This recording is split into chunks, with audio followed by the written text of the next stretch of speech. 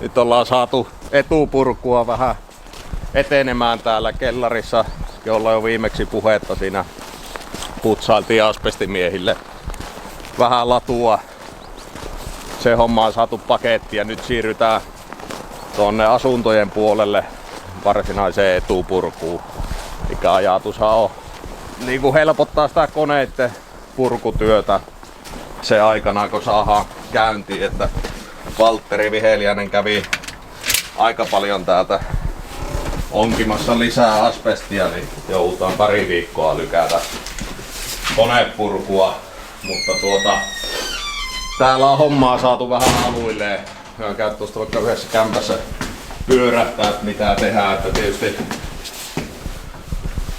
lopputulemana ajatus on se, että meillä on iso läjä 0,90 betonimursketta tontilla ja siinä on sitten asetukset olemassa, että mitä se betonimurske saa sisältää. Tietysti ja betonia se halutaan sisältävän vähän, meillä saa siellä olla niin sanotusti kelluvia aineita. Betoni itsessään pitää olla myrkytöntä ja puhasta, mutta se, että päästään kelluvien jakeiden osalta siihen haluttuun lukemaan, niin täytyy pikkusen etupurkua tehdä.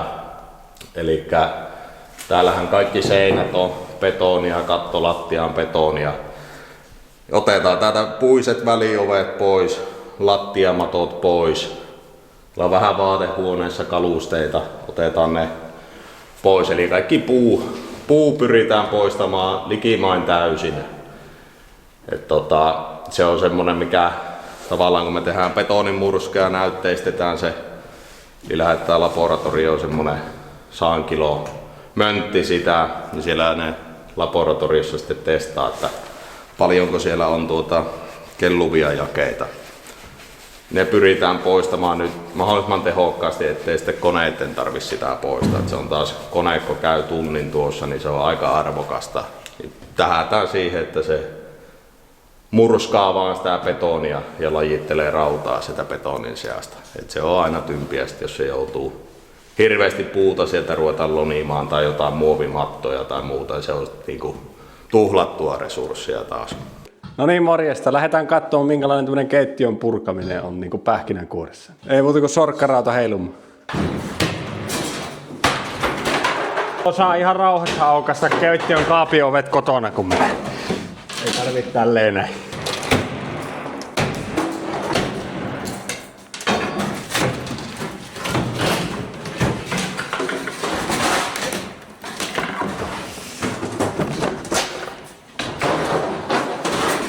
Joo, mä oon tässä reilun vuoden ollut jo imuautokuskina ja autokuskina ja yleispurkumiehenä.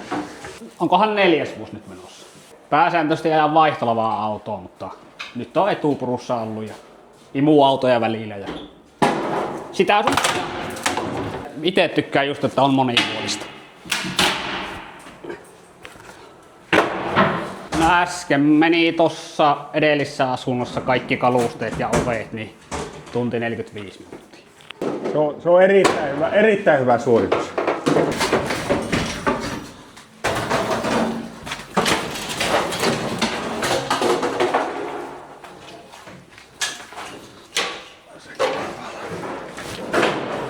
No sehän ihan hirveästi helpottaa, että ei tarvitse turhaa kärrätä tuossa rappusussa näitä kamppeita. Ja sitten puhumattakaan tässä tapauksessa, kun ei hissiäkään on, niin ehdottomasti järkevin tällä lailla. Mutta asutuissa kerrostaloissahan sitä ei monesti pysty tekemään näin.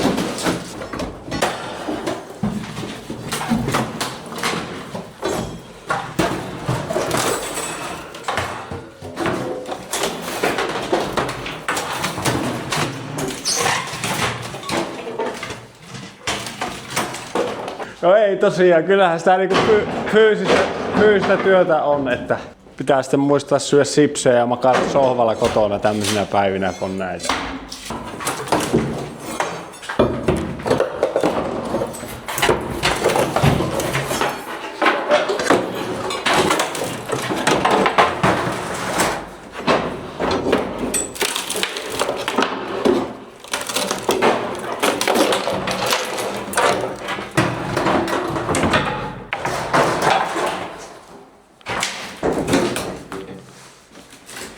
tämän viikon, kun oon tässä purkamassa ollut, niin välillä mä oon maannut ihan oikeasti kotona vaan.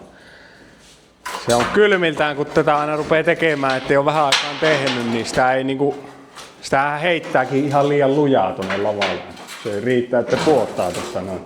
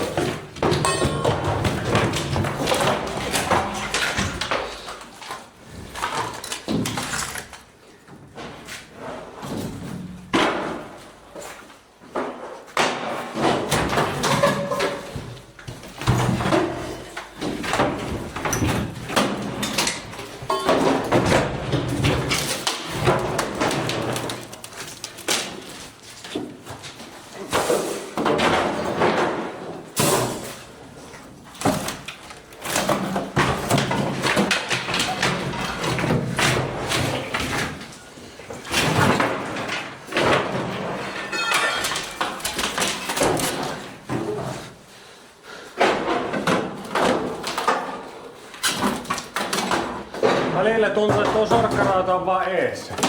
Jee.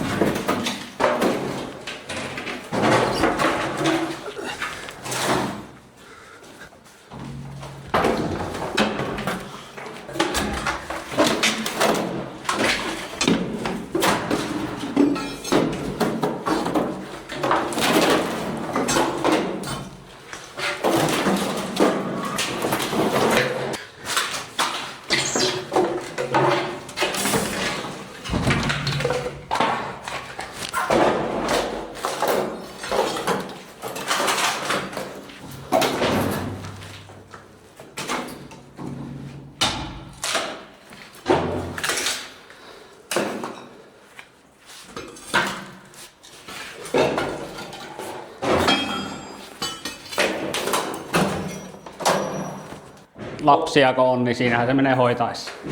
Ei ole vapaa-ajan vietto-ongelmia. No nyt ollaan varmaan yli puolet saatu purettua, että täällä ei enää ole käytännössä ei vessastakaan ole mitään. Täällä on vaatehuoneen kaapit ja täällä on enää kaappeja, että ei siellä synkkyys odottaa. No kyllä, se tekemällä itsekin on oppinut tässä sillä lailla, että täällä kyllä annetaan vastuuta tekijälle ja vähän niin kuin itse oppimiseen vastuuta, jos on vain kykeneväinen tekemään itse. Mä oon rakennuspuolen firmoissa ollut töissä ja sillä lailla tää on tuttua, mutta itse purkuhommani ei ollut aikaisemmin tuttua. Että siihen mitä teen imuautokuskin hommiin, mitä on niin siihen on niinku tarina se, että olen autokuskihommia aina tehnyt ja erilaisia autokuskihommia olen tehnyt kyllä ura-aikana, että sehän on hyvinkin monipuolista tuo imuautokuskihomma, että siinä vaaditaan aika monennäköistä eri osaamista, että ei pelkästään sitä ajamista. No mä oon ajanut koko ikäni oikeastaan rekkaa, että ja Ahoillekin tuli vaihtolavaa autoa ajamaan. Sitä pääsääntöisesti ajanut, mutta sitten sitä sun tätä tehnyt. Etupurkua ja välillä siellä betonilaanilla pulveroinut ja lajitellut pienemmällä kaivurilla noita lavoja, mitä tulee sinne laaniin. Joo, välillä teen reissuakin, mutta kun perhettä on, niin sitä pyrkinyt vähentämään. Ja nyt on saanut aika hyvin olla tässä, että toissa kesänä mä olin tuolla pohjossa oikeastaan keväästä syksyyn. Viikko tehtiin silloin. Hyvässä vauhissa ollaan tässä näin ja keittiöt rupee häviää ja elektroniikkaromut ja sun muut, että pikkuhiljaa edetään kohti toista päätyä. Että otamme hänet tästä kantoon seuraavaksi.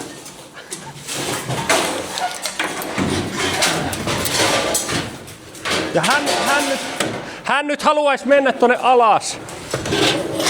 Otamme vauhit sille hänelle. N-Y-T. Tässä näin nyt välillä on hermoja kiristellyt, niin ne sitten aina välillä vähän antautuu nuo hermot.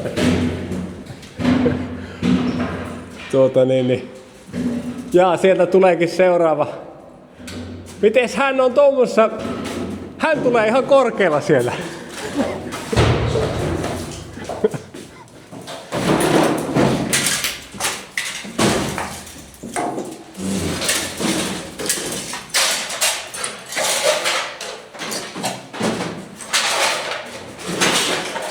Täällä on Heikillä tosiaan, niin Heikillä on puita uunissa. Filmi käy ja tes Heikillä viikonloppu meni? Ihan hyvin. Kotona käytiin luistelemassa. No niin. Te hermot ei oo nyt taas kireellä oo vähän aikaa ollut.